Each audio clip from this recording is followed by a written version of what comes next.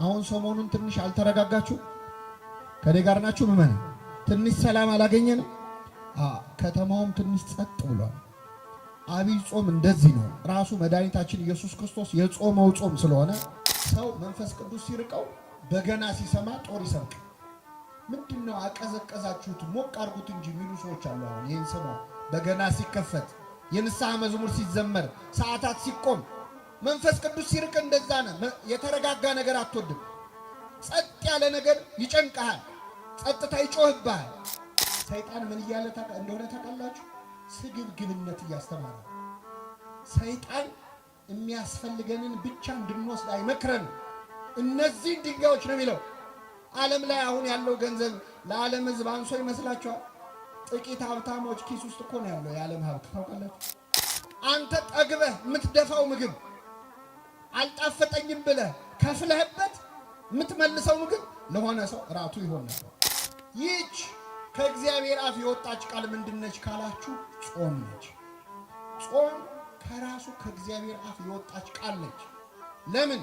እግዚአብሔር በነገራችን ላይ 10ቱ ትእዛዛትን ሳይሰጥ አትስረቅ፣ አትግደል፣ አታመንዝር፣ ከኔ በቀር ሌላ አምላክ አታምልክ ሳይል በፊት መጀመሪያ የሰጠው ሕግ ጾም ናት።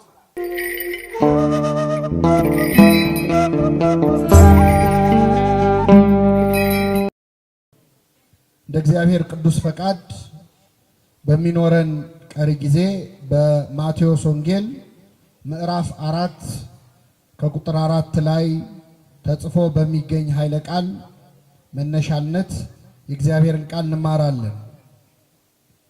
ከዚያ ወዲያ ኢየሱስ ከዲያብሎስ ይፈተን ዘንድ መንፈስ ወደ ምድረ በዳ ወሰደው። 40 ቀንና 40 ሌሊትም ከጾመ በኋላ ተራበ። ፈታኝም ቀርቦ የእግዚአብሔር ልጅ ከሆንክ እነዚህ ድንጋዮች እንጀራ እንዲሆኑ በል አለው። እርሱም መልሶ ሰው ከእግዚአብሔር አፍ በሚወጣ ቃል ሁሉ እንጂ በእንጀራ ብቻ አይኖርም ተብሎ ተጽፏል አለው። ስለ ቃሉ የአምላካችን ስም የተመሰገነ ይሁን። እስቲ ከኔ ጋር በሉ፣ ሰው ከእግዚአብሔር አፍ በሚወጣ ቃል ሁሉ እንጂ በእንጀራ ብቻ አይኖርም። ይህንን ቃል መነሻ ርዕስ አድርገን በቀሪው አጭር የትምህርት ሰዓት እንማራለን። ለአባቶቻችን ለነቢያት፣ ለአባቶቻችን ለሐዋርያት፣ ለአባቶቻችን ለሐዋርያውያን አበው፣ ለሊቃውንት በጉባኤያቸው ተገኝቶ ምስጢሩን ጥበቡን ገልጦ ያስተማረ አምላካችን እኛንም በቸርነቱ እንዲያስተምረን፣ እንዲመክረን፣ እንዲገስጸን የእርሱ ቅዱስ ፈቃድ ይሁንልን። እንግዲህ እንደምታውቁት ምዕመናን የያዝነው ሳምንት ታላቁን አብይ ጾምን የጀመርንበት ነው። ከአብይ ጾም አስቀድሞ የመጀመሪያው ዘወረደ በመባል የሚጠራው ሳምንት ጾመ ሕርቃል በመባል የሚታወቅ ሌላ ጾም ነው የጾምነው። ያው አባቶቻችን በዓልን ከበዓል ጾምን ከጾም አገጣጥሞ አንድ ላይ ማክበር አንድ ላይ መጾም የተለመደ ስለሆነ እንጂ የመጀመሪያው ሳምንት ጾመ ሕርቃል የሚባል ሌላ ጾም ነው። አብይ ጾም የገባው ዛሬ ነው።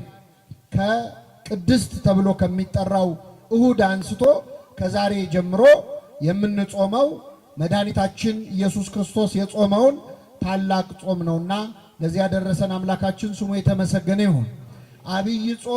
አብይ ጾም ተብሎ ወይም ታላቅ ጾም ተብሎ የሚጠራው ለብዙ ሰው እንደሚመስለው በጾሙ ቀን ቁጥር ርዝመት አይደለም። እርግጥ ነው 55 ቀናት ከፊት ጾመ ሕርቃልን ከኋላ ሰሙነ ሕማማትን ጨምረን ስንጾም ረጅም ቀናት የሚጾም ጾም ነው። ነገር ግን አብይ ጾምን አብይ የሚያሰኘው የዘመኑ ወይም የቀናቱ ቁጥር አይደለም። እንደዚያ ከሆነ ከአብይ ጾም የሚበልጥ በቁጥር በጣም ረጅም ሌላ ጾም የምንጾመው ጾም አለ በቤተ ክርስቲያን። ይህ ጾም ምንድነው? ጾመ ድህነት ተብሎ የሚጠራው ዘወትር ዓርብና ረቡዕ የምንጾመው ጾም።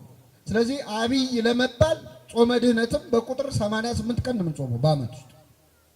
አብይ ጾምን አብይ ያሰኘው አብይ እግዚአብሔር ወአብይ ኃይሉ ብሎ ነቢየ እግዚአብሔር ዳዊት የዘመረለት ልዑል አምላካችን እግዚአብሔር መድኃኒታችን ኢየሱስ ክርስቶስ ራሱ የጾመው ጾም ስለሆነ ነውና ለዚህ ታላቅ ጾም ያደረሰን አምላክ ስሙ የተመሰገነ ይሁን። አብይ ጾም በጣም ገናና ጾም ነው። አብይ ጾም በጣም ትልቅ ትርጉም ያለው ጾም ነው። ከሰባቱ አጽዋማት ደግሞ የሌሎቹ አጽዋማት አክሊል፣ የሌሎቹ አጽዋማት ዘውድ ነው። መድኃኒታችን ኢየሱስ ክርስቶስ ራሱ የጾመው፣ ራሱ የጸለየበት፣ ራሱ ዲያብሎስን ድል የነሳበት ጾም ስለሆነ ገና ሲገባ የሚፈጥረው መንፈስ ያስታውቃል አይደለም። አሁን ሰሞኑን ትንሽ አልተረጋጋችሁ? ከኔ ጋር ናችሁ? ምመና ትንሽ ሰላም አላገኘንም? ከተማውም ትንሽ ጸጥ ብሏል። አብይ ጾም እንደዚህ ነው። ራሱ መድኃኒታችን ኢየሱስ ክርስቶስ የጾመው ጾም ስለሆነ ሰይጣንን የተቀጠቀጠበት የተዋረደበት ጾም ስለሆነ በራሱ መንፈሱ ገና ሲጀመር ያስታውቃል እና ይህንን ጾም በእውነት ዲያብሎስን ቀጥቅጠን ድል የምንነሳበት ጾም ያድርግልን። አምላካችን ኢየሱስ ክርስቶስ ለ40 ቀንና ለ40 ሌሊት መጾሙን ነው የማቴዎስ ወንጌል የሚናገረው። ከዚህ በኋላ ይላል ኢየሱስ ከዲያብሎስ ይፈተን ዘንድ መንፈስ ወደ ምድረ በዳ ወሰደው ይላል። ምን ወደ ምድረ በዳ ወሰደው? መንፈስ። መድኃኒታችን ኢየሱስ ክርስቶስ በዮርዳኖስ ወንዝ በዮሐንስ እጅ በትሕትና ወርዶ ከተጠመቀ በኋላ መንፈስ ቅዱስ ወይም ፈቃዱ መንፈሱ ወደ ምድረ በዳ አነሳሳው ይላል። እንግዲህ ጻድቃንን ወደ ገዳም የሚያነሳሳ፣ ሰማዕታትን ወደ ደም የሚያነሳሳ፣ ክርስቲያኖችን ወደ በጎ ምግባር የሚያነሳሳ የማን መንፈስ ነው? የእግዚአብሔር መንፈስ ነው። መንፈስ ቅዱስ ነው። ልክ እንደዚያ ክርስቶስን መንፈስ ቅዱስ አነሳሳው ለማለት አይደለም። ምክንያቱም አብ፣ ወልድ፣ መንፈስ ቅዱስ ስንት ናቸው? አንድ ናቸው። ስለዚህ የራሱ መንፈስ ነው መንፈስ ቅዱስ። ፈቃዱ አነሳሳው የሚል ነው ትርጉሙ። ለኛ ሲሆን ግን በአጠቃላይ መንፈስ ቅዱስ ወደ ምድረ በዳ ያነሳሳል። ሰው መንፈስ ቅዱስ ሲቀርበው እግዚአብሔርን ይናፍቃል። ሰው መንፈስ ቅዱስ ሲቀርበው ወደ ምድረ በዳ መሄድ ያምራዋል። አሁን በዓመት ውስጥ የሆነ ሰዓት የሆነ ገዳም ሄዶ የማረፍ ፍላጎት ኖሮን አያውቅም? ማለት ያውቃል። ሄደን ለአንድ ሳምንትም ይሁን ለ3 ቀንም ይሁን ለ7 ቀን ለ14 ቀን ለ21 ቀን እንደው ገዳም ሄጄ ትንሽ አረፍ ልበል የሚል ስሜት ይሰማናል። ይህንን የሚያሳስበን ማን ነው? መንፈስ ቅዱስ። ሰው መንፈስ ቅዱስ ሲቀርበው ወደ ምድረ በዳ ይወስደዋል። ለክርስቶስ እንደተነገረው እኛ ክርስቲያኖችን ገዳማዊ ስሜት የሚሰማን እረፍት የመፈለግ ብቻ የመሆን የመጸለይ ፍላጎት የሚመጣው ከመንፈስ ቅዱስ ነው። ሰው መንፈስ ቅዱስ ሲያድርበት ወደ ገዳም መሄድ፣ ወደ ቤተክርስቲያን መሄድ ያምረዋል። መንፈስ ቅዱስ ሲርቀው ደግሞ ገዳም ምን ያደርጋል ይላል። ሰው መንፈስ ቅዱስ ሲርቀው ገዳም መሄድ ምን ያደርጋል ይላል። ገዳም በሄድ አይደለም ተራራ በወጣ አይደለም ይላል። ይኸው ክርስቶስ ወጥቷል ተራራ ለተራራ በገዳመ ቆሮንቶስ ብቻውን ነበረ። በመነነ በመነኮሰ ባህታዊ በሆነ አይደለም ይላል። ሰው መንፈስ ቅዱስ ሲርቀው ማለት ነው። እግዚአብሔር ቅዱስ መንፈሱን ከሁላችን አያርቅብን። ነቢየ እግዚአብሔር ዳዊት ሲጸልይ ምን አለ? ወመንፈሰከ ቅዱሰ ይተውጽም ላይ ቅዱስ መንፈስህን ከእኔ ላይ አትውሰድብኝ አለ። ዳዊት መንፈስህን አታርቀው ያለው ለምን እንደሆነ ታውቃላችሁ? መንፈስ ቅዱስ የራቀው ሰው አይቷል። ዳዊት በዓይኑ አይቷል። ሳኦል የተባለው የመጀመሪያው የእስራኤል ንጉሥ ነበር። ሳኦል እርኩስ መንፈስ ያሰቃየው መንፈስ ቅዱስ ደግሞ ርቆት ነበረ እና በዛ በርኩስ መንፈስ ሲሰቃይ ዳዊትን አምጥተው በገና እንዲደረድርለት ያደርጉ ነበር። ዳዊት በገና ሲደረድር በዳዊት በገና የሳኦል እርኩስ መንፈስ ይርቅለን ነበር። ድንገት ግን ይነሳና ዳዊትን ካልገደልኩ ብሎ ደግሞ ጦር ይወረውራል። ለተዘመረው መዝሙር ዝማሬ መላእክት ያሰማልን በማለት ፈንታ ጦር ይሰብቅ ነበረ። ይህንን ያመጣው ምንድነው? የማን መንፈስ ስለራቀው? የእግዚአብሔር መንፈስ። ሰው መንፈስ ቅዱስ ሲርቀው በገና ሲሰማ ጦር ይሰብቅ። ምንድነው? አቀዘቀዛችሁት ሞቅ አርጉት እንጂ የሚሉ ሰዎች አሉ። አሁን ይህን ሰሞን በገና ሲከፈት፣ የንስሐ መዝሙር ሲዘመር፣ ሰዓታት ሲቆም መንፈስ ቅዱስ ሲርቅ እንደዛ ነው። የተረጋጋ ነገር አትወድም። ጸጥ ያለ ነገር ይጨንቀሃል። ጸጥታ ይጮህብሃል። መንፈስ እግዚአብሔር ሲርቅ እንደዚህ ነው። እግዚአብሔር መንፈሱን ከሁላችን አያርቅብን። መንፈስ ወደ ምድረ በዳ ወሰደው በዲያብሎስ ይፈተን ዘንድ ይላል። ክርስቶስ በዲያብሎስ ይፈተን ዘንድ ነው የሚለው። በዚህ በ40 ቀንና በ40 ሌሊት ሲጾም መድኃኒታችን ኢየሱስ ክርስቶስ በዲያብሎስ ተፈትኗል። 40 ቀንም እየተፈተነ ይላል የሉቃስ ወንጌል። 40 ቀኑንም ሙሉ ዲያብሎስ ይፈትነው ነበር። የማቴዎስ ወንጌል ደግሞ ጾሞ ሲጨርስ ተራበ፣ ዲያብሎስም ሊፈትነው መጣ ይላል። ስለዚህ ክርስቶስ እየጾመ ተፈትኗል፣ ጾሞ ሲጨርስም ምን ብሏል? ተፈትኗል። የማርቆስ ወንጌል ደግሞ ምን ይላል መሰላችሁ? 3 ፈተናዎች አቀረበለት፣ ድል ነሳው ይልና ዲያብሎስም ለጊዜው ተወው ይላል። እስኪ በሉ ዲያብሎስም ለምን ተወው? ሰይጣን የሚተወን ለመቼ ነው? ለጊዜው ነው። ጥሎ ሄድ እንዳይመስል አይለቅም። እስካልሞትም ሰይጣን አይተውን። እየጾመ ፈተነው፣ ጾሞ ሲጨርስ ፈተነው። ጾሙን ድል አድርጎ ደግሞ ፈተናውን ድል ባረገ በኋላ ፈተነው። አምላካችን ኢየሱስ ክርስቶስ 40 ቀንና 40 ሌሊት ነው የጾመው። አሁን እኛ 55 ቀን ነው የምንጾመው። አንዳንድ ሰው ለምን 55 ቀን ሆነ? ክርስቶስ የጾመው 40 ቀን ነው፣ እንደሱ ከሆነ ወይ እንደሱ ነው መጾም ያለብን ይላል። የሚያደርገው ይመስል ማለት ነው። እስቲ አሁን እውነት ለመናገር 40 ቀንና 40 ሌሊት ጾሙ ብትባሉ ትችላላችሁ? ትችላላችሁ? 40 ቀን 40 ሌሊት ማለት እኮ እስከ 9 እየጾመ አይደለም ጌታ፣ እስከ 11 እየጾመ አይደለም። 40ውንም ቀን እህልም ውሃም በአፉ ምን አለ አልገባም። እንዴት ይቻላል ይሄ? ሰው ያለ ምግብና ያለ ውሃ መቆየት አይችልም። ከቆየ እስከ 20 ቀን እስከ 21 ቀን በጣም ታግሎ ሊቆይ ይችላል። እሱም ውሃ እየወሰደ ውሃ እየጠጣ ዲሃይድሬትድ እንዳይሆን ውሃ ከሰውነቱ አልቆ እንዳይሞት ውሃ እየጠጣ በጣም የመጨረሻ ጣራው እስከ 40 ቀን ያውም ውሃ እየጠጣ ልባር ክርስቶስ 40 ቀንና 40 ሌሊት ጾመ። እኛ እንደሱ ልንጾም ይቻለናል? ትችላላችሁ? አንችልም። አንድ ልጅ ይገርማቸዋል። መቼስ አዲስ ክርስቲያን ከምን ይበልጣል ነው የሚባለው?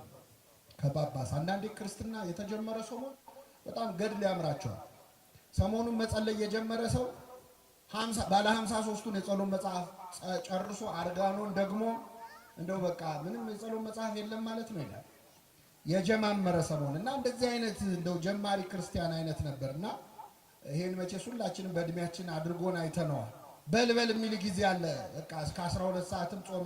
አሁን የታዘዘ ጾም አለ። አብይ ጾም የመጀመሪያውን ሳምንት ምን ጾመው እስከ 11 ሰዓት። ከዛ በኋላ ከሁለተኛው ሳምንት አንስቶ እስከ ኒቆዲሞስ እስከ 9 ሰዓት ነው ጾም። ከዛ የመጨረሻውን እስከ ምሽቱ 1 ሰዓት ነው።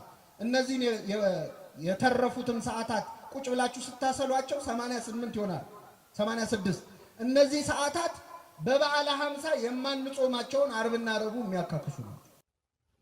በቦሌ አየር ማረፊያ የ13 ደቂቃ ርቀት ላይ በሚገኘው በቦሌ ቡልቡላ ሪፌንቲ ህንፃ ፊት ለፊት ባለው ሰፊ ብቻ ሳይሆን 60 ሺህ ካሬ ሜትር ላይ ያረፈውን ባለ 3 ወለል ቪላ ታይፕ አፓርትመንት ቤቶችን በመሸጥ ላይ እንገኛለን። ይህ እድል ለ10 ቤቶች ብቻ የቀረበ ስለሆነ ይፍጠኑ እያልን ለበለጠ መረጃና ለሳይት ጉብኝት ከታች ባሉ ስልኮች ይደውሉልን። ሜትሮ ሪል ስቴት። ከዛ ውጭ ግን ከአቅም በላይ መጾም፣ ከአቅም በላይ መብላት ትክክል አይደለም። ትክክል አይደለም።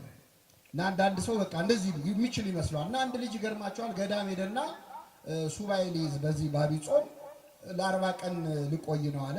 በጣም ጥሩ በአት ስጡኝ አለ። ተሰጠው። ምግብ ሊያስገቡለት ሲሉ አይ እኔ አስቤበት ነው የመጣሁት እምጾመው ለ40 ቀንና ለ40 ሌሊት ነው። ኧረ ተው ግድ የለም አትችለውም አለ። አይ እኔ በደንብ አስቤበታለሁ አለ። በቃ ግድ የለም አበምኔቱ አዩትና ይሁንለት ብለው አትበላውም ግን ለማንኛውም ብለው ሽምብራ አስገቡለት በጆንያ።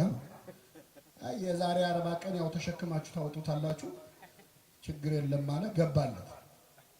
ከዛ ይገርማችኋል 1-3 ቀን ይሄ ልጅ በርትቶ ሳይበላ ሳይጠጣ 3 ቀን ቆየ። ይሄም ጥሩ ነው ጎበዝ ነው። ከ3 ቀን በኋላ በጣም ራበው አልቻለም። እንደምንም ዋለ። ከዛ ማታ ላይ ከበደውና እግዚአብሔር ስንት አምላክ መልሱልኝ። እንደው አንድ አምላክ መሆኑን ለማጠየቅ አንድ ሽምብራ በበላ ችግር አለው? አንድ አምላክ መሆኑን ብሎ አንዲት ሽምብራ ነሳና ቀመሰ። ሲያስበው እግዚአብሔር አንድ ብቻ ነው፣ አንድም። ስለዚህ በስላሴ ስም አለ። በስላሴ ስም ስንት ሽምብራ ማለት? ወንጌላውያን ስንት ናቸው? 4 ወንጌላውያንም ማሰብ አለብኝ አለ። እንደ ዝክር ነው 4 በላ። 5ቱ አዕማደ ምስጢር አለ። ከዛ 7ቱ ሊቃነ መላእክት አለ። ደግሞ ትንሽ ስትበላ ይብስብሃል አይደል? ባሰበት ጀምሮ ሐዋርያት ስንት ናቸው? ይሄን ለማስታወስ ብሎ 12 ሽምብራ ቆጥሮ በላ። አልበቃውም። ካህናተ ሰማይ አለ። ካህናተ ሰማይ ስንት ነው? 24ቱ ካህናተ ሰማይ አለ። አልበቃውም። 36ቱ ቅዱሳት አንስታ በቃ መብላት ጀመረ ማለት ነው። በደንብ 99ኙ ነገደ መላእክታ መጨረሻ ሲያቅተው ምን አለ? በእልፍ አላፋት መላእክታ ምን አጨናነቀው አይደል? ምን ልላችሁ ነው? ማር ይስሐቅ የተባለ መጽሐፍ እስመኔነ በጊዜ ጽጋ ይመስለነ እንዘንቅ ጸዊ ማይና በጠገምን ጊዜ በሉ እስኪ መጾም የምንችል ይመስለናል። አሁን ዛሬ እራቱን ጥርቅ አድርጎ የበላ ሰው ነገ እስከ ስንት ሰዓት ነው የምትጾመው ብትሉት ወይ ነገ አልበላም ይላል። ስትጠግብ የሚርባ አይመስልም። ይሄ በነገራችን ላይ በምግብ ብቻ አይደለም፣ ሹመትም ስልጣንም ያልተሾመ ሰው የተሾመን ሰው ሲያይ አቤት እኔ በዛ ቦታ በሆን ኖሮ ስንት ነገር አስተካክል ነበር ይላል። ገንዘብ የሌለው ሰው ድሃ የሆነ ሰው ገንዘብ ያለውን ሰው ሲያይ አቤት እግዚአብሔር ነው ገንዘብ ለማይሆን ሰው ነው የሚሰጠው፣ ለኔ ቢሰጠኝ ስንት ችግር ፈታበት ነበር፣ ስንት ድሃ ረዳ ነበር ይላል።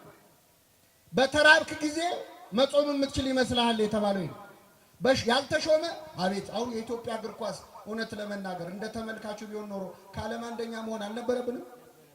እንደ ተመልካቹ ቢሆን ኖሮ እንደ አስተያየት እንደምንሰጠው ቢሆን ኖሮ ግን ኋላ ቀረ ይመስለናል። እዛ ቦታ ላይ ከበሮ በሰዎች ሲያዩት ያምራል፣ ሲይዙት ምን ይላል?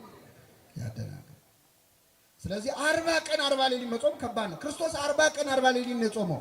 ከሱ ቀድሞ የጾሙ አሉ ወይ? አዎ አሉ። ማ? ሙሴና ኤልያስ። ሙሴ 40 ቀን 40 ሌሊት ጾሟል። ክርስቶስስ አምላክነት አለው። ፍጹም ሰው ፍጹም አምላክ ሆኖ ነው። ሙሴ እንዴት ችሎ ጾመ? ኤልያስስ እንዴት ችሎ ጾመ ካላችሁ በጣም ይገርማል። ሙሴ 40 ቀን 40 ሌሊት የጾመው እግዚአብሔር ከእርሱ ጋር ስለነበር ነው። ከእርሱ ጋር ማን ስለነበር? እግዚአብሔር። 40 ቀን 40 ሌሊት ቁጭ ብሎ እንዳይመስላችሁ በሰባቱ መንጦላይት በሰባቱ የእሳት መጋረጃዎች መሃል እያለፈ በሞትና በሕይወት መካከል ሆኖ በተመስጦ ፍጹም ከእግዚአብሔር ጋር ተሳስሮ ነበር። የቴዎሎጂ ሰዎች ፈንዳሜንታል አታችመንት የሚሉታል ወይ ስቲሪዮሲስ የሚሉ ሰው ከእግዚአብሔር ጋር ፍጹም ተመስጦ ውስጥ ሲሆን ምግብ አይታወሰው። ስጋው የሙት ያህል ትሆናለች፣ ነፍሱ ብቻ ነው አክቲቭ የምትሆን። ስለዚህ ሙሴ አይታወቀውም ነበር። በሰባቱ የብርሃን መጋረጃዎች ውስጥ እያለፈ እግዚአብሔርን ያነጋግር ነበረ። 40 ቀን ሙሉ ቆየ። ሲመለስ ፊቱ እንደ ፀሐይ ያበራ ነበር። በረከቱን ያሳድርብን። ኤልያስ ደግሞ 40 ቀን 40 ሌሊት ጾመ። ኤልያስ እስካላችሁ ጥርግ አድርጎ በልቶ ነው። ኤልያስ ደግሞ ጥርግ አድርጎ በልቶ ነው። አንደኛ ነገሥት ምዕራፍ 17 ላይ ኤልያስ ከዛፍ ስር ቁጭ ብሎ ተክዞ እያለ የእግዚአብሔር መልአክ ተገለጠለት። ሊቀ መላእክት ቅዱስ ፋኑኤል የተገለጠለት ይላሉ ሊቃውንት ሲተረጉሙ። እመቤታችንን የመገበው መልአክ ማለት ነው። ፋኑኤል ተገለጠለትና ከእንቅልፉ ቀሰቀሰው። ሲቀሰቅሰው ነቃ። ሲነቃ ከፊቱ ገበታ አለ፣ የሚጠጣ ወይን አለ። የምትሄድበት መንገድ ሩቅ ነውና ተነስተህ ብላ አለው ይላል። እሺ አለ። ጥቂት በላ፣ ጥቂት ተጎነጨ። መልሶ እንቅልፍ አሸነፈው፣ ተኛ። መልአኩ ቀሰቀሰው።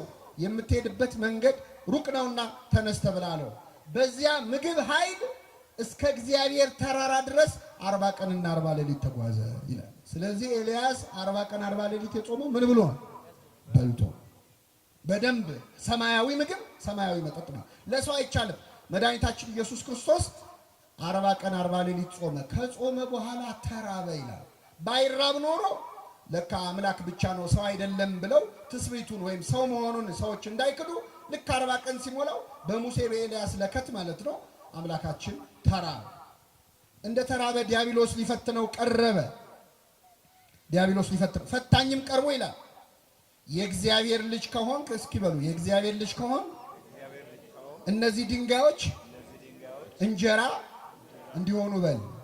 የማን ልጅ ከሆንክ? ይኸውላችሁ ጌታችን ሲጠመቅ ማቴዎስ ወንጌል ምዕራፍ 3 ላይ ከዚህ አንድ ምዕራፍ ወደ ኋላ ስትሄዱ በዮርዳኖስ ወንዝ ላይ ሲጠመቅ እግዚአብሔር በደመና ሆኖ ተናግሮ ነበር። የምወደው ልጄ ይህ ነው ብሏል። ሰይጣን እችን ሰምቷል። ስለዚህ ክርስቶስ አምላክ መሆኑ ገና አላወቀም። መስቀል ላይ ነው የሚያውቀው። ሰይጣን በትክክል አምላክነቱን አያውቅም። ግን የእግዚአብሔር ልጅ የምትል ሲሰማ የሰው ልጅ ሰው ነው፣ የእንስሳም ልጅ እንስሳ ነው፣ የእግዚአብሔር ልጅ እግዚአብሔር ነው። የባህሪ ልጅ ሊሆን ይችላል ወይስ የጸጋ ልጅ ነው እንደ እስራኤላዊነቱ ብሎ ግራ ገባው። ስለዚህ የእግዚአብሔር ልጅ ከሆንክ ካለ በጥርጣሬ የእግዚአብሔር ልጅ ከሆንክ እነዚህን ድንጋዮች ዳቦ እንዲሆኑ በል አለ። በነገራችን ላይ ሰይጣን ንቀት ነው መሰለኝ ሲፈትነን ዛሬም ድረስ ብዙ ስልት አይቀይርም። ይገርማችኋል። እስኪ በሉ የእግዚአብሔር ልጅ ከሆነ እነዚህን ድንጋዮች ምን አድርግ? እንጀራ አድርግ፣ ዳቦ አድርግ። አሁን ዛሬም እንደዚህ አይነት ፈተና ይፈትነናል እኮ ሰይጣን። አንቺ የእግዚአብሔር ልጅ ሆነሽ ለምን እንደምትቸገሪ? የእግዚአብሔር ልጅ ሆነ ለምን ይርባሃል? ክርስቲያን አይደለህ? በ40 በ80 ቀን ልጅነት አግኝተህ የለ? የእግዚአብሔር ልጅ ከሆንክ ለምን ትራባለህ? ቤተ ክርስቲያን ስትመላለስ አይደል የምትውለው? ምን ነው ስራ የሚበላሽብህ? ልጁ ባትሆን ነው ማለት ነው ይላል ሰይጣን። አንድ አይነት ነው ስልቱ። ክርስቶስን እንደፈተነ ክርስቲያኖችንም ይፈትናል። አዳምና ሔዋንን ምን አላቸው? ዕፀ በለስን ብትበሉ ሞትን አትሞቱም ብሉ ብሎ ጋበዛቸው። ዛሬም ሰይጣን በጓደኞቻችን አብረውን በሚውሉ ሰዎች አድሮ ዕፀ በለስ ባይሆንም ሌላ ብዙ ግብዣ ያቀርብልናል። እስከ ዛሬ ድረስ ዕፀ በለስን አልቀመስከውም ይላል። ዕፀ በለስ ላይሆን ይችላል። ወጣቶችን መጠጥ ጠጥተህ አታውቅም? እስከ ዛሬ አልቀመስከውም? እስቲ አንዴ ቅመሰው። አትሞትም እኮ ምን ትሆናለህ ይላል። የዛሬ 7000 ዓመት የፈተነውን ፈተና አሁንም ይደግመው። አንድ አይነት ነው። ስለዚህ እግዚአብሔር ልጅ ከሆንክ ብሎ ክርስቶስን ፈተነው። እያንዳንዳችን ልጅነታችንን እንድንጠራጠር እግዚአብሔር እውነት አባት ከሆነ ለምን እንዲሆናል? ለምን ይሄ ደርስብኛል? ለምን መከራ? ለምን እታመማለሁ ይላል ሰው። የእግዚአብሔር ልጅ ሆኜ እንዴት ይታመማል? ለምን ደግሞ አትታመመው? ልጁን የማይቀጣ አባት አለ አለ እንዴ? የለም። ወላጆቻችን ይጠቅማል ላሉት ነገር ይቀጡን ነበር። እግዚአብሔር ግን ከቅድስናው እንድንካፈል ለጥቅማችን ይቀጣናል ይላል ቅዱስ ጳውሎስ። ለጥቅማችን ይቀጣናል። እግዚአብሔር የሚቆነጥጠን ወደሱ እንድንቀርብ ነው። ልጆቹ ስለሆንን ነው። አቤት በመከራ ምክንያት ስንት ሰው ፈጣሪውን ያገኘ። በበሽታ ምክንያት ስንት ሰው ከእግዚአብሔር ተዋወቀ። እግዚአብሔር የለም የሚሉ ሰዎች እኮ ጸበል ቀጂ የሆኑት በበሽታ ምክንያት። እግዚአብሔር በመከራ ይጠራናል። በህይወታችን የሚገጥመንን መከራ ወደሱ ለመመለስ ምክንያት ያደርግልን። ስለዚህ የእግዚአብሔር ልጅ ከሆንክ እነዚህን ድንጋዮች ዳቦ አድርገ ብለሃል። በጣም የሚገርም ቃል ልንገራችሁ። ከኔ ጋር በሉ። እነዚህን ድንጋዮች፣ እነዚህን ምኖች? አንድ ድንጋይ አይደለም ያለው ለክርስቶስ። ዳቦ አድርገ ብለ ያለው አንድ ድንጋይ አይደለም። የትኞቹን ድንጋዮች? እነዚህን። ምን አለ እንደው አንድ ድንጋይ ቢለው ይሄንን ከበሮ ይሄ እዛ ጋ ያለውን ድንጋይ ዳቦ አድርገ ብለ አይደለም ያለው። እነዚህን ድንጋዮች ነው ያለው። ክርስቶስ ባለበት ቦታ ላይ ስንት ድንጋይ አለ? ስንት ድንጋይ አለ? ብዙ። አረ መካከለኛው ምስራቅ አገሩ ራሱ ድንጋይ አይደል? አገሩን ዳቦ አድርገ ብላ ከማለት አይተናነስ። ሰይጣን ምን እያለ እንደሆነ ታውቃላችሁ? ስግብግብነት እያስተማረ ነው። ሰይጣን የሚያስፈልገንን ብቻ እንድንወስድ አይመክረንም። እነዚህን ድንጋዮች ነው የሚለው። ዓለም ላይ አሁን ያለው ገንዘብ ለዓለም ሕዝብ አንሶ ይመስላችኋል? ጥቂት ሀብታሞች ኪስ ውስጥ እኮ ነው ያለው የዓለም ሀብት። ታውቃላችሁ? የሆኑ ሰዎች የልጅ ልጄ በልቶት የማይጨርሰው ሀብት አለኝ ብለው ይፎክራሉ። የሆነ ሀገር ግን በጣም ብዙ ሕዝብ በረሃብ ያልቅ። ምን እንደው ባለ ሀብቶቹ ላይ የደፈደፍ እንዳይመስላችሁ። እዚህ ያለነው ሰዎች በአቅማችን እኮ እኛ ቤታችን ጠግበን የምንደፋው ምግብ ራቱ ሊሆን የነበረ ሰው እኮ አለ። የለም አለ? የለም አለ። አንተ ማትለብሳቸው ቁም ሳጥኑ ውስጥ የሰቀልካቸው ልብሶች የወንድም ልብሶች ነበሩ። እሱን ይለብሰው ነው ይገባ የነበረው። አንተ ጠግበህ የምትደፋው ምግብ አልጣፈጠኝም ብለህ ከፍለህበት የምትመልሰው ምግብ ለሆነ ሰው ራቱ ይሆን ነበር። እነዚህን ድንጋዮች ዳቦ አድርግ ማለት ዓለም ስግብግብ እንድትሆን ነው ሰይጣን የሚያስተምረው። ሌላው ድንጋይ ዳቦ ማድረግ ተአምር ነው። ተአምር የሚሰራው ደግሞ በመንፈሳዊ ጸጋ ነው። አይደለም? ነው አይደለም? መንፈሳዊ ጸጋህን ለሆድህ ተጠቀምበት አለው ለክርስቶስ ማለት ነው።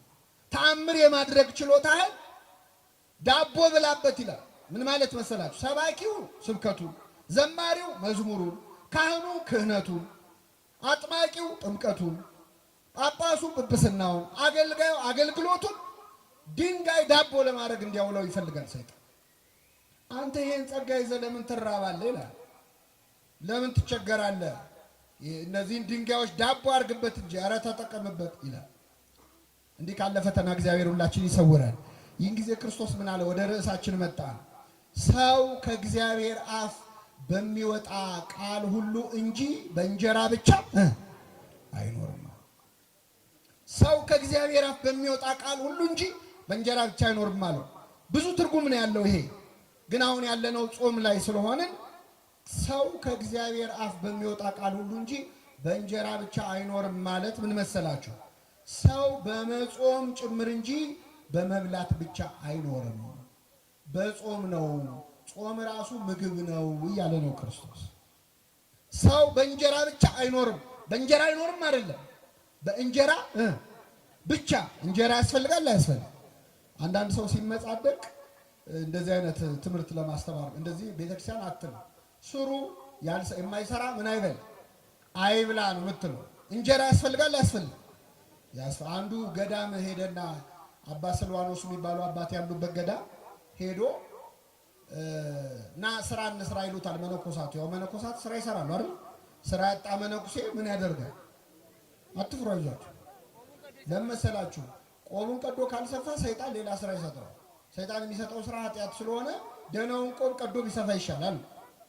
እና ይሄ አባት ገና ጀማሪ መነኩሴ ነው። ገዳም ገባ እና ቆፍር ስራ አግዘን ሲሉት አይ እኔ ልጸልይ ነው እንጂ ልሰራ አልመጣሁም ነው። አዎ በኋላ መነኮሳት ተመካከሩና ማታ ምግብ የሚበላበት ሰዓት የሚደወል ደወላ እሱ እንደወል ሳትደውሉ ዝም ብላችሁ ተሰብሰቡና ብሏል።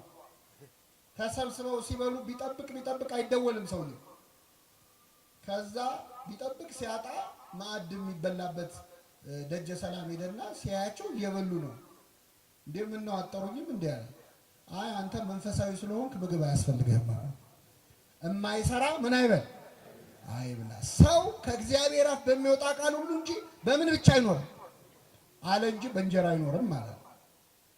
ይህች ከእግዚአብሔር አፍ የወጣች ቃል ምንድነች ካላችሁ ጾም ነች። ጾም ከራሱ ከእግዚአብሔር አፍ የወጣች ቃል ነች። ለምን?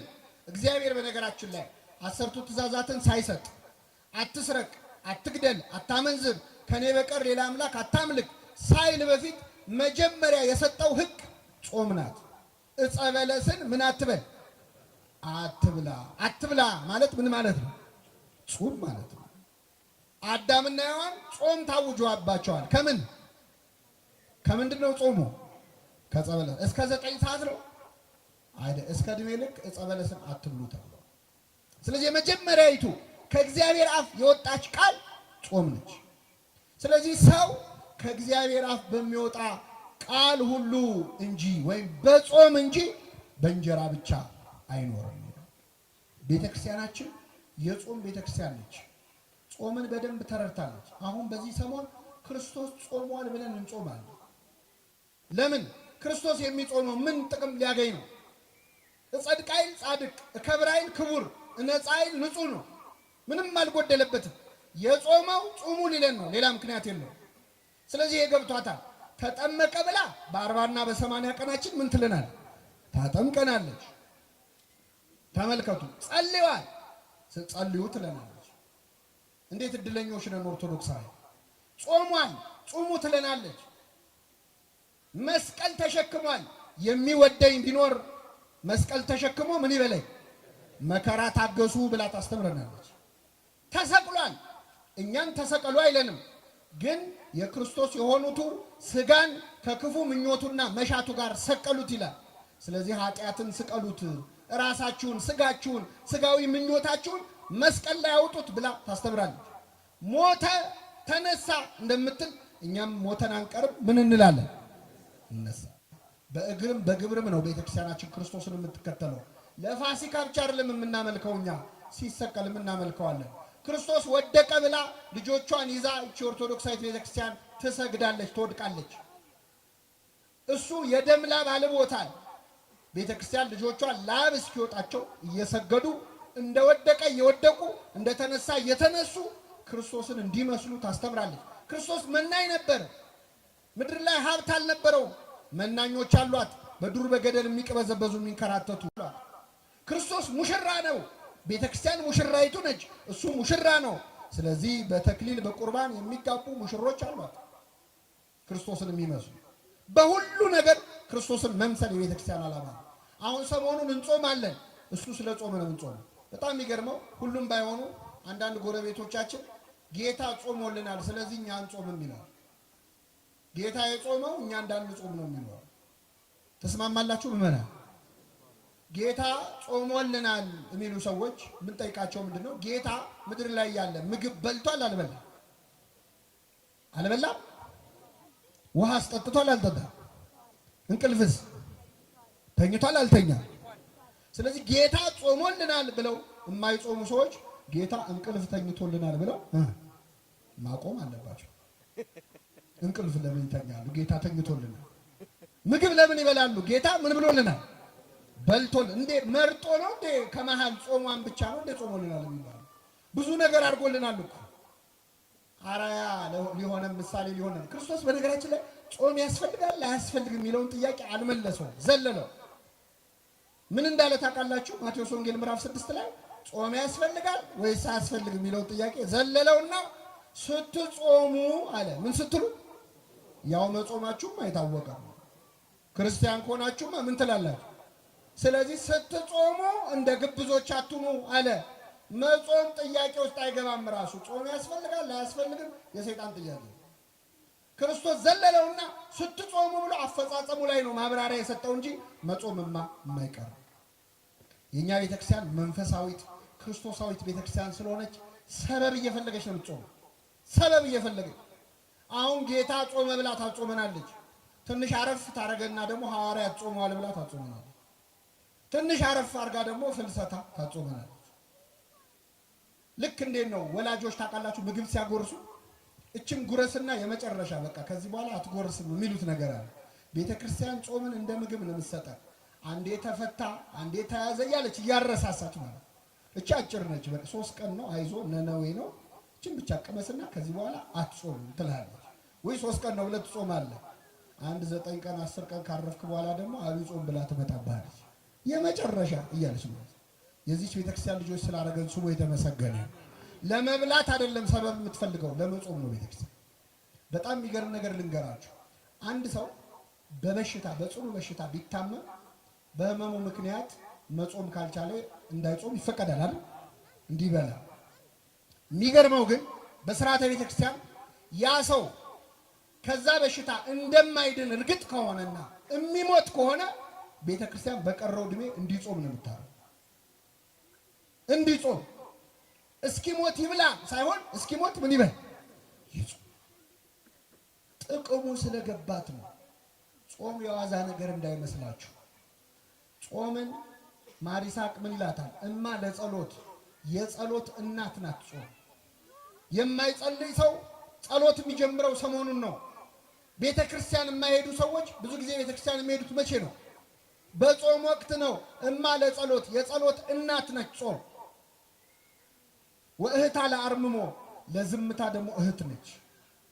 ሌላ ቀን አፉ የማይዘጋ ሰው እኮ በጾም ወቅት ዝም ይላል። ሲርበው ጸጥ ይላል። አንደበት ይዘጋል ጾም። ወእህታ ለአርምሞ ወነቃ ለአንብ የእንባ ምንጭ ነች ጾም። ሌላ ቀን ስትዘምር የማይመጣ እንባ፣ ሌላ ቀን ስትጸልይ የማይመጣ እንባ ሰሞኑን ልውጣ እያለ ያስቸግራል። እንባ ታፈልቃለች ጾም። ወጥንተ ሁሉ ገድል ሰናይት የመልካም ስራ ሁሉ ምንጭ ነች፣ መጀመሪያ ነች። የኃጢአት ፍትወትን ደግሞ ጸጥ ታረጋለች። ወታጸምም ኩሎ ፍትወታ ተዘስጋ የስጋን ምኞት ሁሉ ጸጥ ታረጋለች ጾም። በአንድ ሀገር የተፈጸመ ታሪክ ልንገራችሁ። አንዲት ሴት ባል ታገባለች እና ባሏ መርከበኛ ደግሞ ስራው ልክ እንደ አውሮፕላን ፓይለት ደርሶ መመለስ በ2 በ3 ቀን አይችልም። ስለዚህ ሄድና 6 ወር ቆይቶ ይመለሳል። አመት ቆይቶ ይመለሳል። እና እቺ ሴት እንደዚህ ስትኖር ከቆየች በኋላ ባሏ ወደ ሩቅ አገር ሄደ። ለአመት ማለት ሲሄድ የባሏ የቅርብ ጓደኛ የሆነ የባሏ ሚዜ የሆነ ሰው ደግሞ አብሯት እዛ ከተማ ላይ ይኖራል እና ይቀራረባል። በኋላ እቺ ሴት በዝሙት መፈተን ትጀምራለች። ባሏ በመራቁ እሷም ደግሞ ልቧን ከፍታ ነበር። ሰይጣን ደግሞ አባባሰባት። ስለዚህ ይህንን የባሏን ጓደኛ ትመኘው ጀመር። ከዛ መጨረሻ ላይ በሁኔታዎች ብታሳየው ምን ብትለው እሱ በጣም ከሷ የበረታ መንፈሳዊ ሕይወት ስለነበረው አልተቀበላትም። መጨረሻ ላይ አፍ አውጥታ እባክህን ፈቃዴን ፈጽምልኝ እኔ በዚህ መንገድ አስባለሁ ብላ ለዝሙት ትጠይቀዋለች። ስትጠይቀው ይህ ሰው ያዝናል። ጓደኛው ነው። እሱ ደግሞ የበረታ መንፈሳዊ ሕይወት ነበረው። እንደዛ ባይሆን ኖሮ እንኳን እንዲህ ተብሎ የፈለገውን ያደርግ ነበር። ከዛ ምን አላት? ችግር የለውም ከአንቺ ጋር ያልሽውን እንፈጽማለን፣ ግን አንድ የሚከለክለኝ ነገር አለ።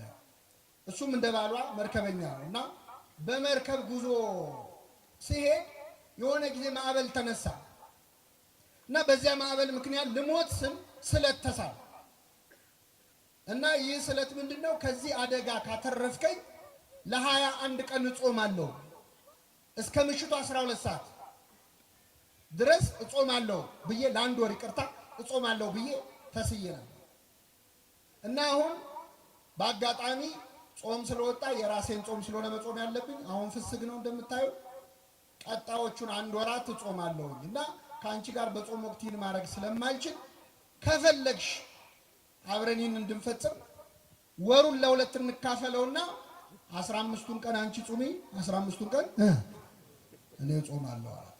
እሺ አለች። ምን ያለ ሰይጣን ምን ሳይል አይለቅም ይባላል። እሺ ብላ እስከ ምሽቱ 12 ሰዓት በጾም ጀመረች።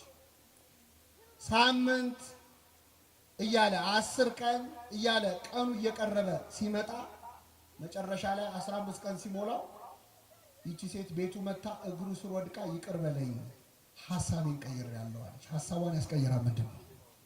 ጾም። ወታጸምም ኩሎ ፍትወታተ ዘሥጋ የስጋን ምኞት ጸጥ ታደርጋለች።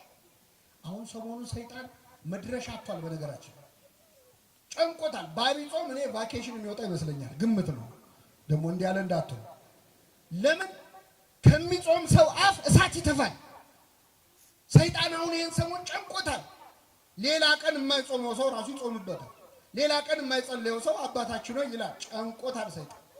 አብይ ጾም መድረሻ ነው የሚያጣው። ችግሩ ሲፈታ አብረን እንፈታለን።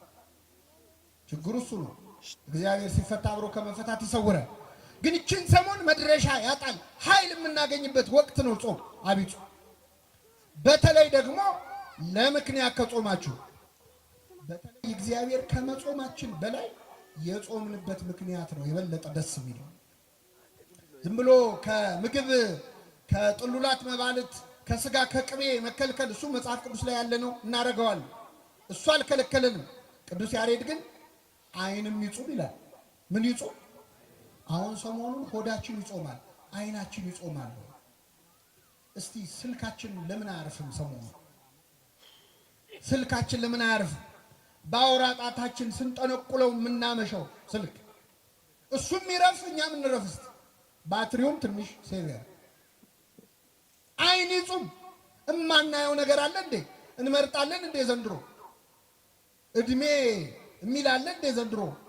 የምናየውን እንኳን መርጥ። ሁሉ ነገር ደግሞ ገበያ ላይ ነው። ዓይን ይጹም ክፉ ከማየት።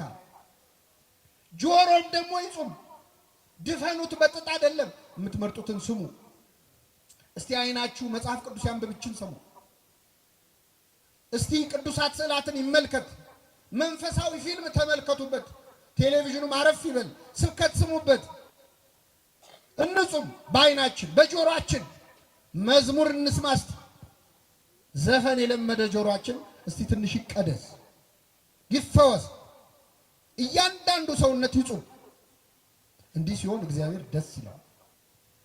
አለዚያ ግን ምን አይነት ጾም ነው የጾማችሁት ይላል እኮ ትንቢተ ኢሳይያስ ምዕራፍ 58 ላይ። እንዴት አይነት ጾም ነው የጾማችሁት? ለካ ጾሞም እግዚአብሔር ማሳዘናል። ከዚህ ይሰውራል። ምን አይነት ጾም ነው የጾማችሁት ይላል እግዚአብሔር። ምን አይነት ስብከት ነው የሰበካችሁት? ምን አይነት ቅዳሴ ነው የቀደሳችሁት? ምን አይነት አገልግሎት ነው ይላል ለካ እግዚአብሔር። እንደዚህ ከመባል ይሰውራል። ለምንድን ነው መጾም ያለብን? ይህንን ነግሬያችሁ አበቃለሁ።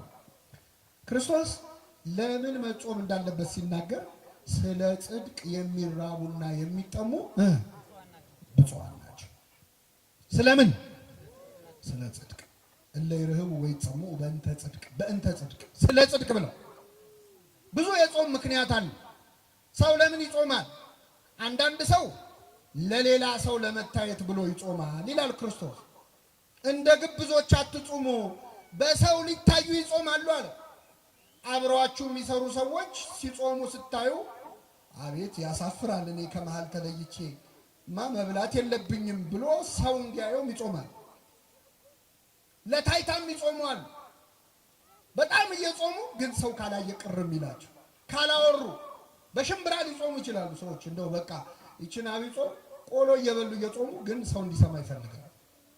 በቀጥታ በሽምብራ ጾማለሁ አይሉ በተዘዋዋሪ ነግሯል። አንተ ሽምብራ ተወዶ ይል እንደ ይላሉ። በቀደም ለዚህ ለጾም ብዬ ስገዛ ይሏል። አንድምታው የምጾመው በምንድን ነው እወቁልኝ ማለት ያንዳንድ ሰው ጽድቁን ያወራል። እኔ ጥሎብኝ ለደሃ መርዳት ወዳለሁ ግን እረዳለሁ ብዬ ማውራት አልወድም የሚሉ ሰዎች ምን እያደረጉ ነው? አይገርም? ትትናውም እንዳይቀር ትቢቱም እንዳይቀር እጅ ታጥቦ ኃጢአት መስራት እንደ ጲላጦስ ማለት ከደሙ ምንድን ነኝ ያለው ትሁትም ነኝ ትቢተኛም ነኝ።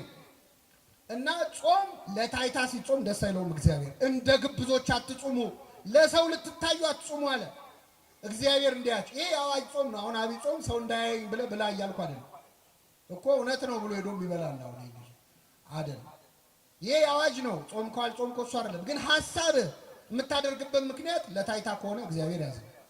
አንዳንዱ ቢጾምበት ምክንያት ለቁጠባ ይጾማል። አሁን አንዳንድ ሰው አብይ ጾም ሲግመጣ በቃ የቁርስ ወጪን ዘጋው ይላል። ምሳም የለም። እንዲህ አይነቱን ሰው በምሳው የከበረ ይሉታል አባቶቻችን። በምኑ የከበረ?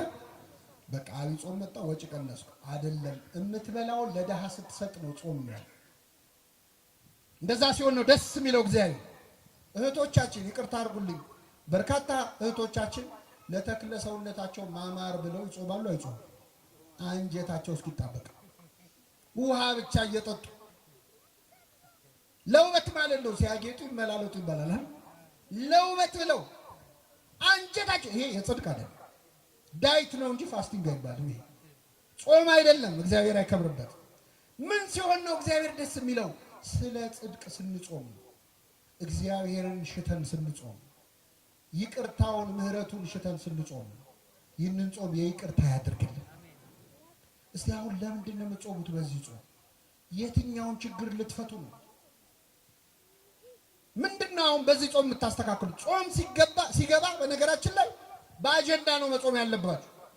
በዚህ ጾም ይሄን ጉዳይ ጨርሳለሁ ብላችሁ ጾሙ። መጽሐፍ ቅዱስ ላይ የተጾሙ አጽዋማት በሙሉ አጀንዳ አላቸው። ክርስቶስ የጾመው ለአራያ ነው፣ ለኛ ምሳሌ ሊተው ነው፣ ዲያብሎስን ድል ሊነሳ ነው፣ ፈጽሞታል።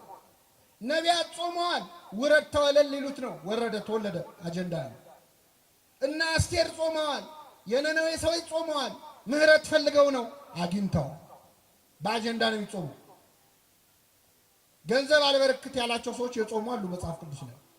እስቲ ገንዘቤን አበርክተው ተብሎ ይጾሙ። አንዳንዴ ደሞዛችሁ የት እንደገባ ግራ ይገባችሁ። ብር እጃችሁ ላይ ብትን ይላል። ሰው ምን አድርጎብኝ ነው? አዙረውብኝ ነው፣ አስደግመውብኝ ነው አትበል። ጾም ዝም ብሎ ያስተካክላል።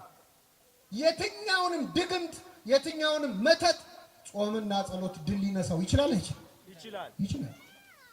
አትጨነቁ። የማይፈታ ችግር የሚፈታው በጾም። ይህን እኛ አይደለም ያለው። በዚህ በማቴዎስ ወንጌል ምዕራፍ 17 ላይ አንድ ታሪክ ተጽፏል። ብዙ ጊዜ ማቴዎስ 17 ሲባል እኛ የምናስታውሰው ጌታችን 3 ደቀ መዛሙርቱን ይዞ ወደ ረጅም ተራራ ወጣ ይላል። ጴጥሮስ ዮሐንስን እና ያዕቆብን ታቦር ተራራ ላይ ፊቱ እንደ ብርሃን እንደ ፀሐይ አበራ፣ ልብሱ እንደ በረዶ ነጭ ሆነ። ይህን ታሪክ እናውቃለን። ጌታ ወደ ተራራ የወጣው 3 ሐዋርያት ይዞ ነው። 3 ሐዋርያት ሲወጡ ስንት ይቀራሉ? 9 ይቀራሉ። 9 ደቀ መዛሙርት ከተራራው ስር ነበሩ። አንድ ችግር ገጥሟቸው ጭንቀት ላይ ነበሩ። ይገርማቸዋል። እዛ ብርሃን እየበራ ነው፣ እነሱ ሲጨልሙበት። ምን መሰላችሁ? አንድ ሰውዬ ጋኔን የተያዘ ልጁን ይዞ ወደ ክርስቶስ መጣ እንዲፈወስለት። ይዞት መጣ። ጌታ 3ቱን ደቀ መዛሙርት ይዞ ተራራው ጫፍ ላይ ነው ያሉት። ደቀ መዛሙርት ስንት ናቸው? ደቀ መዛሙርቱ ደግሞ አጋንንት የማውጣት ስልጣን አላቸው። ሄደው አጋንንት ስለ ስም ተገዙልን ብለው መጥተው ለክርስቶስ ሁሉ ነግረውታል። አጋንንት ስለተገዙላችሁ ደስ አይበላችሁ፣ ስማችሁ በሰማያት ስለተጻፈ ደስ ይበላችሁ ሁሉ ብሏቸው። ስለዚህ አጋንንት ያወጣል። ስለዚህ ጌታ ባይኖርም ተማሪዎቹ ደቀ መዛሙርቱ ያወጡልኛል ብሎ ይህ ሰውዬ አመጣውና ያንን ልጅ እባካችሁ ይህንን ርኩስ መንፈስ አስወጡልኝ፣ ልጄ በጨረቃ ይጥለዋል አለ። በምን ይጥለዋል? ማታ ማታ ሲመሽ እያነሳ ይጥለዋል። አንዴ ወደ እሳት አንዴ ወደ ውሃ እያነሳ ያፈርጠዋል። አብሮት ያደገ ጋኔን ነው አለ። አብሮት ያደገው ከህፃንነቱ ጀምሮ እስካሁን ያሰቃየዋል። እና እባካችሁ ይህንን ጋኔን ገስጻችሁ አስወጡልኛል። ይገርማችኋል። ይህ ጋኔን 9 ደቀ መዛሙርት ቢሉት ቢሰሩት አልወጣም። ስንት ሆነው? መልሱልኝ። ደግሞ ምን አይነት ክፉ ጋኔን እንደሆነ ልንገራችሁ። ማለት የጋኔን ጥሩ የለውም፣ ግን ይሄ ክፉነቱ አይሰማም፣ አይናገርም። ምን አይልም። የት ነው ያዝከው ስትለው አይሰማም። መቼ ነው የምትወጣው ስትለው አይመልስም። ደንቆሮም ነው፣ ዲዳም ነው። ውጣ ቢሉት ወዲያ ቢሉት ለ9 እምቢ አለ። ይህን ጊዜ ጸሐፍት ፈሪሳውያን እዛ ቆመዋል፣ መሳቅ ጀምረው 9 ሆነው አቃታቸው ብለው ነው። አሁን ምዕመናን እዚህ ጉባኤ ላይ እርኩስ መንፈስ ያለበት ሰው በጣም ቢረብሽ፣ እዚህ የረበሸውን እርኩስ መንፈስ ያለበት ሰው አምጥተን እዚህ ያሉ 9 ካህናት ውጣ ቢሉት አልወጣም ቢል እናንተ ምን ታስባላችሁ? አዲስ አበባ ውስጥ እኮ ቄስ የለም። ድሮም እኛ እናውቀዋለን ነው። ድሮ ቀረ ካህን ምን ነው አይደል? ካህን የለም ነው ለ9 ወደ ቢሉት ሌላ ቀን እንኳን ጋኔል ያወጡ ሐዋርያት እኮ ናቸው። ይገርማቸው። ሌላ ቀን አውጥተዋል። አሁን ግን እምቢ አሉ። ከዛ አይሁድ ይሾካሾካሉ፣ ይስቃሉ። ሐዋርያት 9 ሽምቅቅ ብለው ቆመዋል። ጋኔሉ ልጁን ያንፈራፍረዋል። ይህ ሲሆን ጌታ 3 ደቀ መዛሙርቱን ይዞ ብርሃነ መለኮቱን ምን እያለ ነው?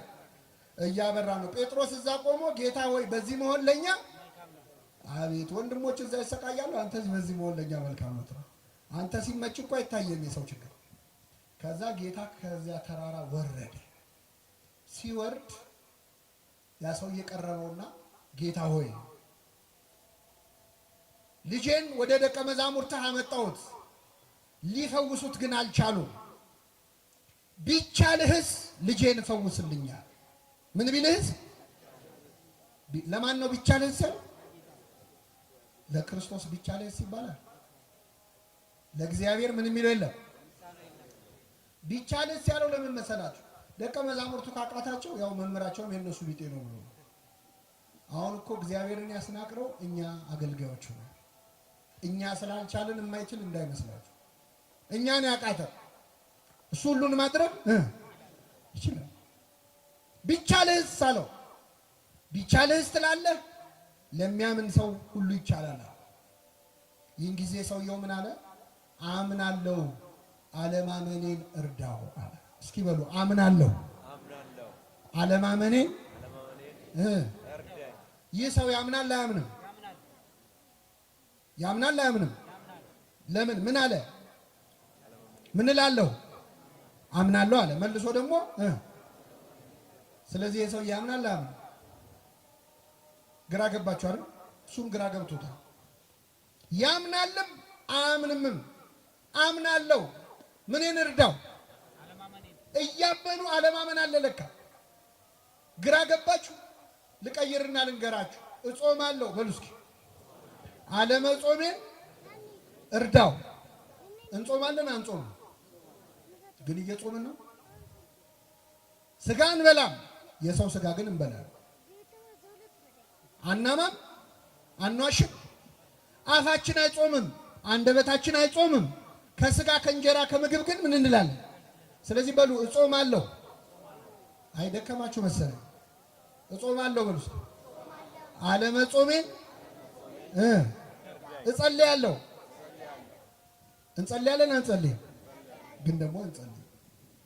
እየጸለያችሁ አባታችን ሆይ እያላችሁ አባታችን ሆይ ከመቼው እንዳለቀ ግራ ገብቷችሁ አያውቅም? ያውቃል አያውቅም? የጸሎት መጽሐፍ እየጸለይን ስንት ገጽ ቀረው ብለን ቆጥረን አናውቅም? እጸልያለሁ በሉ። አለመጸለይን እየጸለዩ አለመጸለይ አለ። እየዘመሩ አለመዘመር፣ እየቀደሱ አለመቀደስ አለ። አምናለሁ አለማመኔን እርዳዋለ። ይህን ጊዜ ጌታ ምን አለው? የማታምን ትውልድ ሆይ እስከ መቼ ከእናንተ ጋር እኖራለሁ አለ።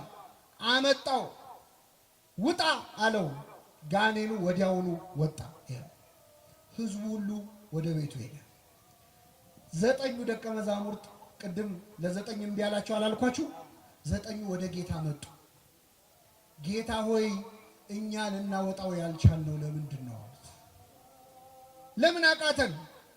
9 ሆነን ለምን አቃተን ሲሉት ስለ እምነታችሁ ማነስ ነው። ነገር ግን አለ ይህ አይነቱ ጋኔን ያለ ጾምና ያለ ጸሎት አይወጣም። ዝንቱ ዘመድ እየወጥ ዘእንበለ በጾም ወበጸሎት። ይህ አይነቱ የጋኔን ወገን እንግዲህ አጋንንት ሁሉ እኩል አይደሉም። ከዋነኞቹ አለቆች የወደቁ አሉ፣ ሳጥናኤልን የመሰሉ ደግሞ ከታች የወደቀ ተራ መልአክ አለ። እንዲህ አይነቱ ወገን እንዲህ አይነቱ ነገድ ያለ ጾምና ያለ ጸሎት አይወጣም ማለት። ከኔ ጋር ናችሁ ምዕመናን? አሁን እኛ እዚህ ይህንን ትምህርት የምትሰሙ ምዕመናን አልወጣ ያለ ጋኔን የለብንም?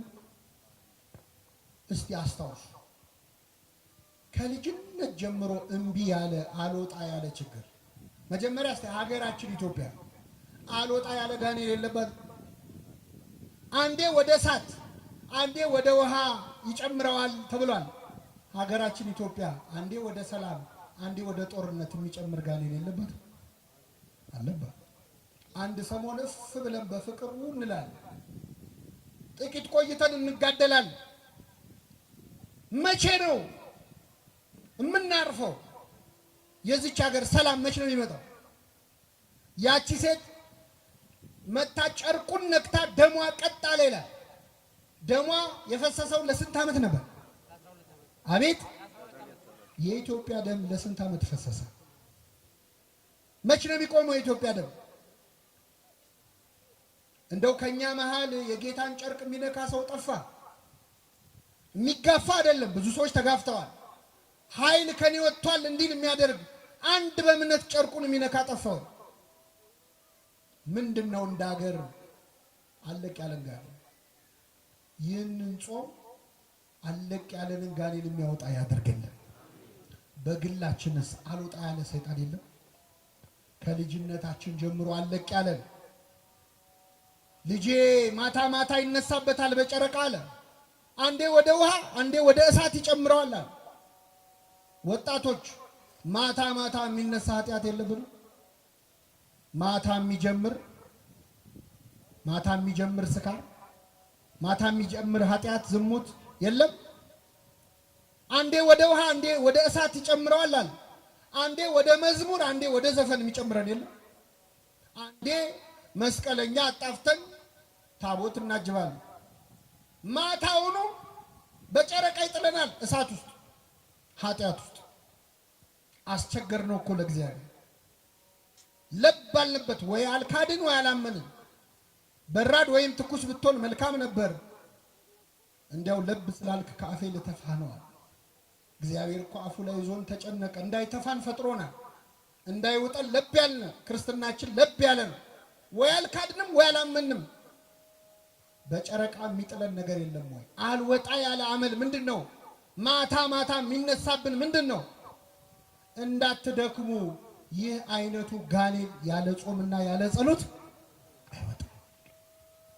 አሁን ያለንበትን ጾም ሁላችንም መጾም ያለብን የሆነ ችግር ለመፍታት ነው። አምላካችን ይህንን ታላቅ ጾም ኃይለ አጋንንትን ድል የምንነሳበት ከኛ ሊርቅ ያልቻለው ዝተን አለቀን ያለ ሱስ፣ አለቀን ያለ ኃጢአት፣ አለቀን ያለ ልማድ የምንላቀቅበት ጾም ያድርግልን። የሰማነውን በልቡናችን ያሳድርብን።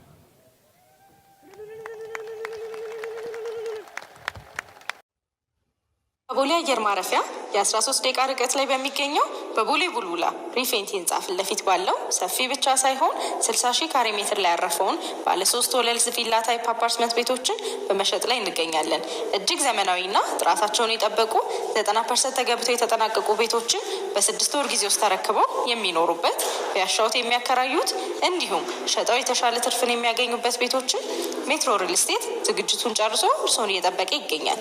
በውስጡም በቂ የሆነ መኪና ማቆሚያ፣ ስታንድ ባይ ጀነሬተር፣ ደህንነት መቆጣጠሪያ ካሜራዎች፣ የከርሰ ምድር ውሃ እንዲሁም ለተለያዩ ዝግጅቶች የሚሆኑ የጋራ መጠቀሚያ ቦታዎችን የያዙ ዘመናዊ መንደርን ይዘንሎት ቀርበናል። ይህ እድል ለ10 ቤቶች ብቻ የቀረበ ስለሆነ ይፍጠኑ እያልን ለበለጠ መረጃና ለሳይት ጉብኝት ከታች ባሉ ስልኮች ይደውሉልን። ሜትሮ ሪል ስቴት